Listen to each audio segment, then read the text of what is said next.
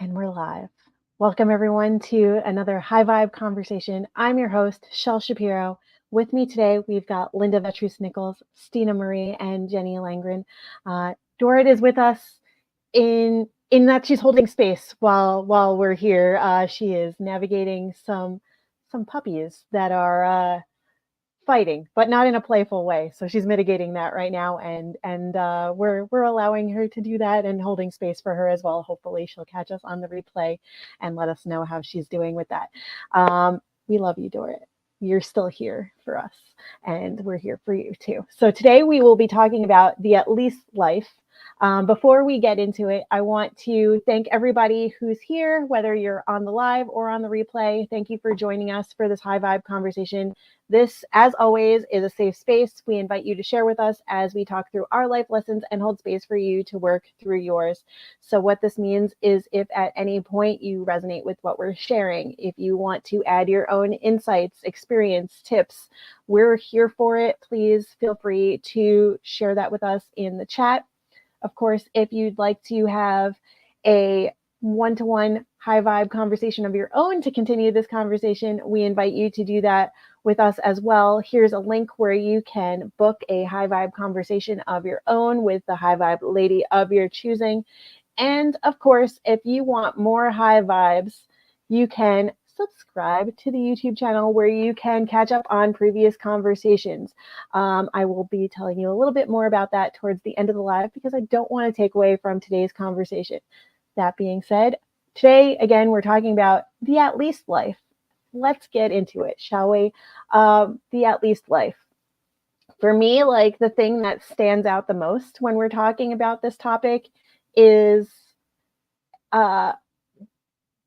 how easily we tend to minimize other people's feelings, emotions, experiences for some toxic positivity. Well, at least it wasn't as bad as this, or at least it could have gone, it could have been much worse, or at least you're not feeling this way, or at least they didn't go in pain. Like there's so many different ways that we say things with good intentions, and it just minimizes that other person's experience and takes away from what they're going through. And so let's dive into this a little bit more, whether we're talking about minimizing people's feelings and experiences or from another angle of it. Linda, I'm coming over to you. What's coming up as we talk about the at least life? Actually, what came up for me was my experience in the gynecologist's office, and I had been wanting a and naive and thinking they just happen when you decide you want one. It had been like 5 months, and I had gone in and gotten checked or whatever, and the nurse came in and said, "You are pregnant. Do you want to abort?" And I was just like, "What?" Yeah, it was such a shock. She stole my moment. It was so creepy, and when I questioned it, she's like, "Well, this is just protocol," and she just stayed flat. Like, what? It was just. So at leasting someone is definitely taking away their moment for having some celebration or joy, and just totally being completely disconnected from them as a person.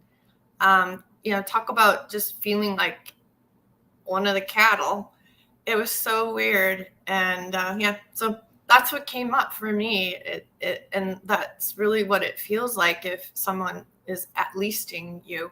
And so that's what I got. Yeah,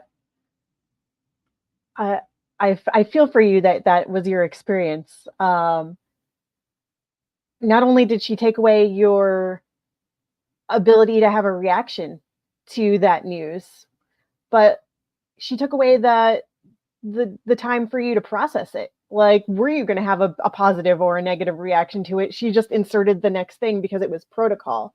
Well, this is what we do. It like this is what we have to ask, right? Like, she didn't even leave room for anything else. Like, so it's unfortunate that that's so many of our experiences, whether we're at the gynecologist or anywhere else. I feel like, especially as women, we experience this a lot more in our lives because we're expected to bounce right back or bounce to that next thing and not stay in that moment. So again, I really feel for you that that was your experience, and it's almost as if I can feel myself in that experience too. So thank you, Linda, for sharing that. Stina, I'm coming down to you. What's coming up for you as we're talking about the at least life? Thanks for sharing that, Linda. I thought there's so many other ways that you could approach that moment, even if that's protocol that has so much more humanity to it. Like, is this a wanted pregnancy? A kind question. Wait, see how the person responds, and then you have the opportunity when they say yes or and burst into happy tears, or no and burst into sad tears, to connect and say, we'll get through this. We have options if it's unwanted, or if it is wanted, like, congratulations. Like, how are you going to tell how are you going to announce it? Or who are you going to tell first? Like, just having those simple, like that simple bit of curiosity can mean so much, to like share in that moment. So I was thinking about that. A lot of my experiences with at least happened in relationship to pregnancy and motherhood too. So it's interesting how much it's not just the medical system, but it's kind of our discomfort with women's bodies, discomfort with women's experiences, discomfort with life and death, that contrast. So when I had experienced this both with my miscarriages and with my C-section, with the C-section, it was, at least you have a healthy baby, at least your baby's healthy. And you're like, I just underwent a major abdominal surgery where I was sliced open after 3 hours of grueling labor. Never mind the condition that me or my body or my heart or my spirit is in right now. Yes, I have. And it also, it's one of those duh things. Yeah, duh, I'm happy that the baby's healthy. Like, that's kind of the whole goal here, is to have a happy, healthy baby. And it's okay for there to be contrast to that experience. You can have joy and celebrate your baby's healthiness and fully acknowledge the grief and the pain and the disappointment and just the mix of feelings that I had, that in a way, like, having a healthy baby, like, almost made it harder to acknowledge, right? Because everybody looks at the baby and says everything's fine. And it's your internal experience that's going, I'm really not fine. And then with my miscarriages, it was the, kind of the positive platitudes or the religious platitudes of, like, God must have needed another angel in heaven. I don't care. Like, I don't care. There's just things that people say that, like you said, Shell, that there's the intention is to offer, a positive spin, or like lighten the mood or make you feel better. And really what makes us feel better is just like a child. We need to feel the whole feeling. We need space that's safe for us to come undone before we're ready to move into a more, lighthearted or positive space, because what we're feeling isn't lighthearted, and it isn't flippant. So I think it can feel very flippant when somebody says, well, at least you have a roof over your head. At least you've got food on the table. At least you've got this. At least you've got that. And it really undermines gratitude as well. Like, true, authentic gratitude, when you are really grateful for somebody in your life, for something that someone's done for you, for something that you have, it's radiant and it's like delicious. And when you're saying, well, I have this and other people don't. I have a healthy baby and other people don't. It's like, yeah, but you are not them. You are not feeling their pain and sorrow and grief and all, it's can't compare ourselves like that and end up with outcomes that feel good for everybody. It's so minus empathy is what just came up for me too. And when you said it's such a like duh moment, it reminds me of like Black Lives Matter, and someone comes along and is like, all lives matter. And it's like, duh. That's not the point. That's what we're talking about right now.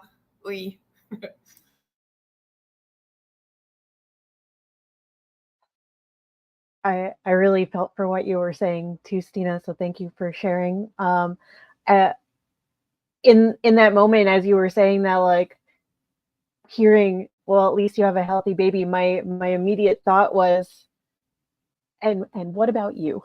Like, what about Stina? Like, who is taking care of Stina in that moment? And like, I feel like I'm near tears because I'm like, yes, of course you're grateful that you have a healthy baby.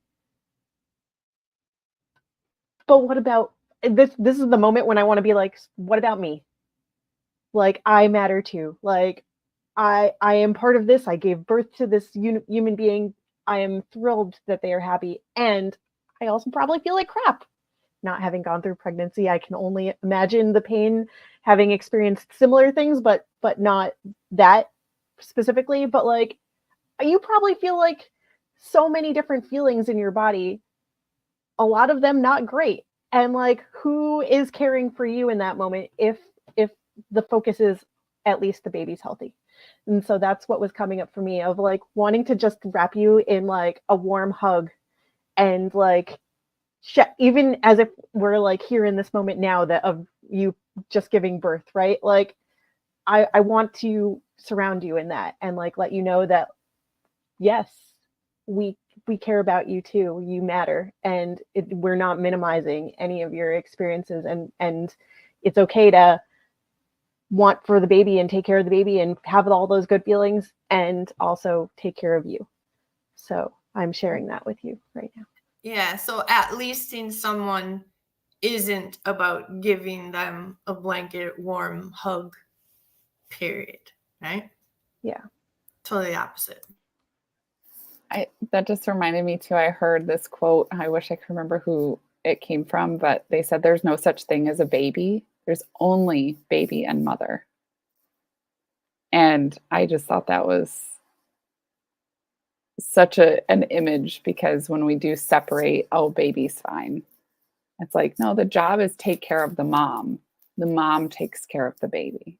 If the mom is thriving, if we have mothers who are thriving, well-resourced, fulfilled, in healthy relationships, like that makes taking care of a child much easier on the mom. Yeah, it does. Oh, thank you, Stina.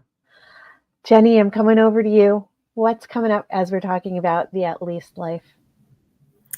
I think the reason we get into toxic positivity is either because we want results, we're impatient, and we just want to skip that step of meeting people where they are and talking about how they see things, or we meet someone who's suffering, and their suffering actually touches a chord inside myself. And the advice giving that's not asked for, and the quick answers, and it will all be good, good vibes only. I actually hate that statement. It's really to deal with my own trauma or my own response, and like you are saying, it has really nothing to do with that other person and what they really need. It's more of a coping mechanism to deal with my own emotions and what's coming up for me in the moment. And I've definitely been there many, many times.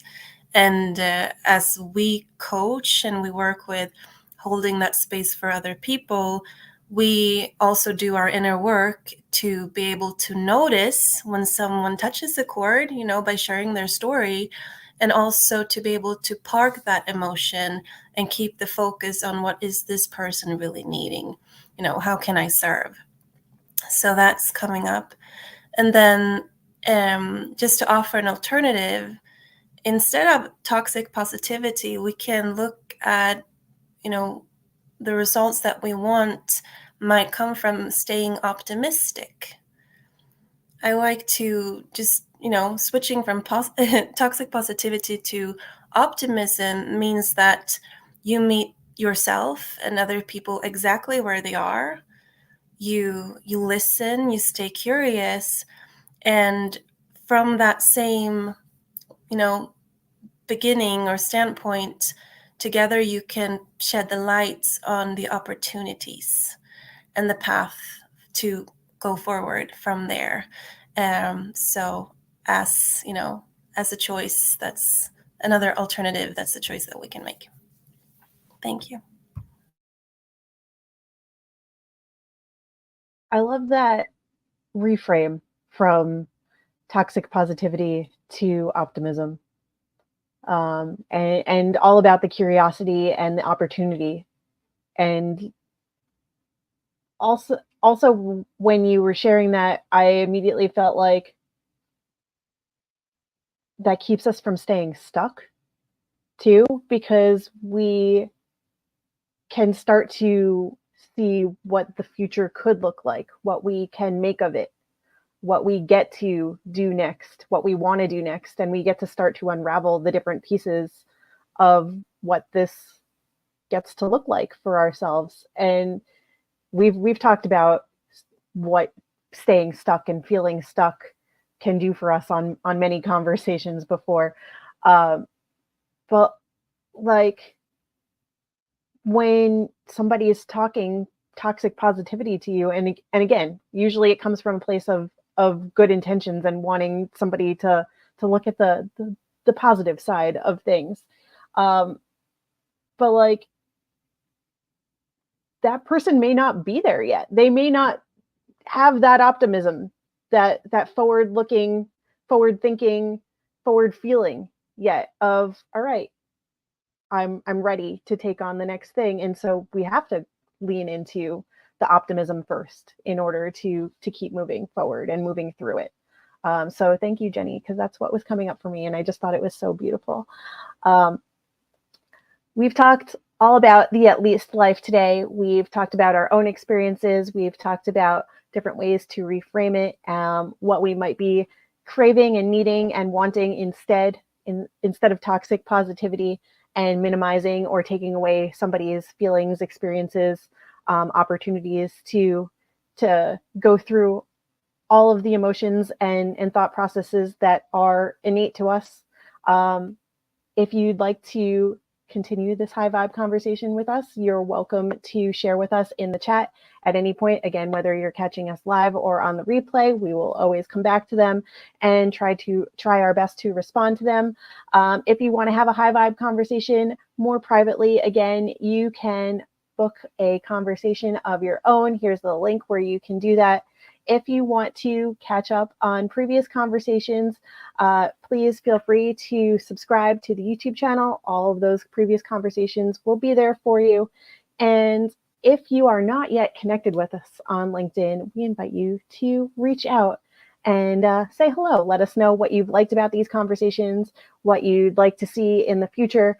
And on that note, something that I would like to share, as you know, I've been hosting these high vibe conversations for, I don't even know how long, quite some time, since 2022, I think. And I would like to share that I will be taking a step back as host of high vibe conversations in 2024. That does not mean that I will not be present with these ladies from time to time. And I look forward to joining them on high vibe conversations going forward as well. But for me, I'm excited to explore a little bit in a different direction, and I will keep you posted on what that looks like as things unfold. I'm going to let you know when things are happening. Again, you can catch up on previous conversations using that YouTube channel. And Linda will have more information coming your way on what's coming up next, I believe we have a newsletter now and a LinkedIn group that you can join and follow so that you don't miss any upcoming information about previous lives, conversations that are being had. And we want you to stay tuned and be a part of it, and join the high vibe conversations with us. So wanted to just share that little bit of information with you. I know it might seem like a big bomb drop, but I'm feeling really good about it, and hopefully you are too. So all good things coming in 2024. I want to open the floor to the ladies if they have any things that they want to share or add, and if not, we will all say bye for now. Absolutely. Thank you so much, Shelle, for all of the work that you do and showing up to host on the regular. That gets very draining. And for all the work that you do behind the scenes to make all of this happen and get it out to everybody. So thank you very much for all of your work. Thank you, Linda. Thank you, ladies. Thank you, everyone who's tuned in over. Again, I don't even know how much time it's been, because it's just time doesn't even matter. But it's felt good. I've enjoyed being here with you all. And I hope you've enjoyed being here too. So thank you, Linda. Thank you, Stina. Thank you, Jenny. And stay tuned for more. Until then, we will say bye for now.